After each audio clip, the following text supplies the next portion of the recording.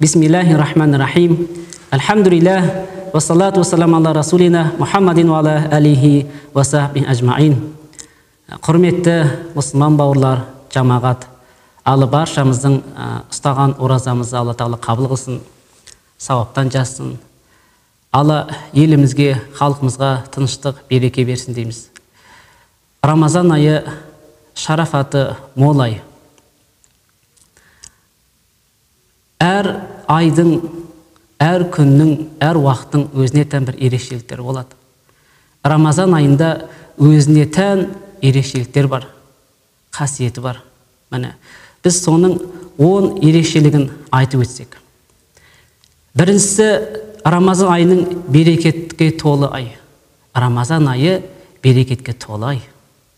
Оның берекеті Рамазан айының басталуымен басталады. Қараңыздар. Дүние жүзінің мұсылмандары, барша мұсылмандар ауыз бекітеді. Бір отбасында анау қарты мен шамасы келгендері бар, балиғатқа толғаны бар. Бәрі бір дастарханның басында мәре сәре жиналып, Құдай үшін ораза ұстайды. Ауыз бекітеді. Міне. Пайғамбарымыз саллаллаху хадисінде айтады: сәресі ішіңдер дейді. Сәресінде береке бар дейді. Міне. Сол сияқты кешкі уақытта ауыз ашауда да қуанады. Сондай мәре сәре болады. Жаңа қартымен, анау балиға толған бәрі бір дастархан басына жиналып, ауыз ашарды, ауыз ашуды асыға күтеді, қуана күтеді. Міне ағайындар, Пайғамбарымыз саллаллаху алейхи хадисінде айтады: ораза ұстаушының екі қуанышы бар дейді. Бірі ол ауыз ашқанда дейді. Екіншісі ол жаратушымен жолыққанда дейді. Міне, Алла осы ораза ұстаушының сауабын Алла өзім берем дейді. Хадисте, Пайғамбарымыз саллаллаху алейхи хадисінде Алла Тағала былай дейді: құлдың басқа ізгі амалдары ол өзі үшін дейді. Бірақ ораза ол бөлек дейді. Ол мен үшін бүткіл тыйылдардан тыйылды. Нәпсісін тыйды, ішіп жеуден тыйылды. Кім үшін? Құдай үшін. Оның қарқымын, сауабын тек қана мен өзім берем дейді. Алла Тағала ораза ұстаушыларға арнайы әр-райян атты есіктен кіру нәсіп қылды. Міне, Пайғамбарымыз саллаллаху алейхи хадисінде айтады: жәннатта 8 есік бар дейді. Соның бір есігі әр-райян деп аталады дейді. Оған тек қана ораза ұстаушылар ғана кіреді дейді. Міне айтар. Міне, енді екіншісіне келетін болсақ, Рамазан айы жәннат есіктері ашылып, тозақ есіктері жабылып, шайтандар кісенделетін ай. Міне, жәннат есіктері кім үшін ашылады? Аллаға құлшылық қылған, тыйымдардан тыйылған, жаман қасиеттен айырылған, Аллаға мінәжат қылған құлдар үшін жәннат есіктері айқара ашылады. Ал тозақ есіктері кім үшін жабылады десеңіз, Аллаға құлшылық еткен, мінәжат қылған, 5 уақыт намазын оқыған, ораза қылған, Құдайына мінәжат қылған құлдар үшін тозақ есіктері жабылады деді. Міне ағайындар. Енді үшіншісіне келсек, Рамазан оразашы шайтандардың кісенделетін айы. Пайғамбарымыз саллаллаху алейхи хадисінде Рамазанның келуімен жәннат есіктері айқара ашылады, тозақ есіктері жабылады, шайтандар кісенделеді деді. Міне, Рамазан айында шайтандар кісенделеді дейді. Олардың азғыруы бәсеңдейді деді. Міне ағайындар, төртінші, Рамазан айының оразасы күнәларымызды жуып шаяды дейді. Пайғамбарымыз саллаллаху алейхи хадисінде дейді: күнделікті оқылатын 5 уақыт намаз, жұма намазға қатысуың, әр жыл сайын Рамазан айында ораза ұстауың, үлкен күнәлардан басқа кіші күнәлардың кешірілуіне себепкер болады деген.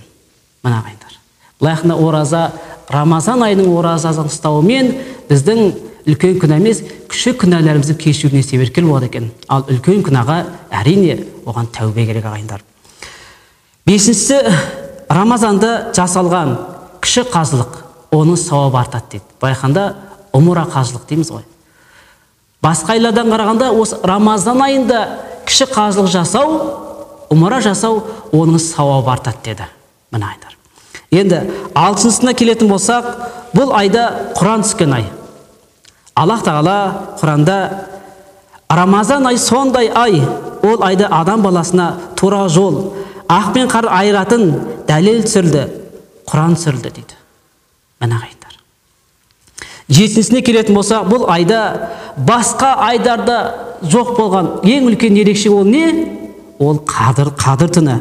Аллах Тағала қадыр түріне арнайы бір сүре әзірледі. 1000 айдан да хайырлы деді.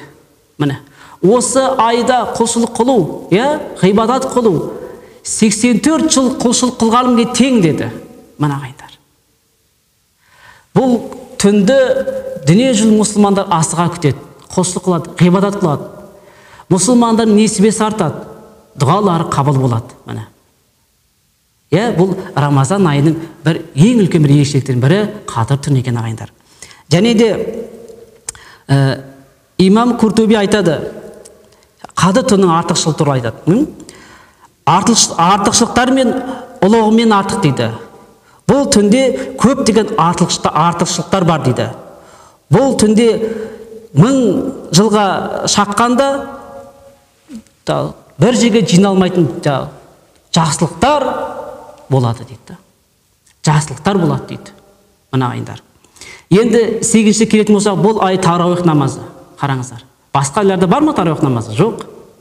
Бірақ міне Рамазан айында пайғамбарымыздың сүннетін жаңартады. Тарауих намазын оқиды. Мына ағайындар.